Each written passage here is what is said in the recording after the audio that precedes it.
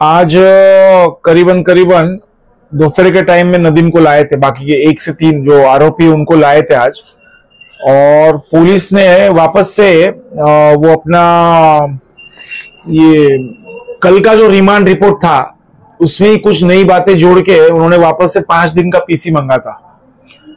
तो सभी आरोपी के वकीलों का बहस सुनने, दलीलें सुनने के बाद में कोर्ट ने 18 तारीख तक का पीसी एक्सटेंशन किया हुआ है, पीसीआर।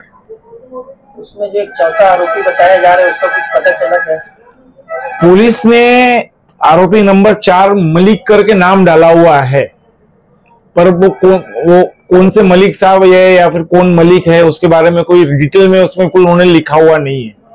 सिर्फ 4 नंबर का एक ऐसा आरोपी है, ऐसा सिर्फ उन्होंने नीचे लिखा हुआ है सिर्फ रिमांड रिपोर्ट के अंदर, पर उसका कोई अता पता और ऐसा कुछ उन्होंने बहुत डिटेल्स डाले हुए नहीं है उन्होंने। आपने जो वहाँ पे बहस की थी तो वो जज साहब ने उसके ऊपर क्या वो ऐसा क्यों और आज 2 दिन की पीसी दे रही है? उनका ऐसा बोलना था कि इन्वेस्टिगेशन में थोड़ी प्रोग्रेस है और जो पुलिसों ने जो वजह बताई थी कि उन लोगों को बंदूक कहां से लाई थी उसका उनको तपास करना है, और जो 4 नंबर का आरोपी है वो मिल नहीं रहा है तो उसकी सब मालूमात निकालनी है।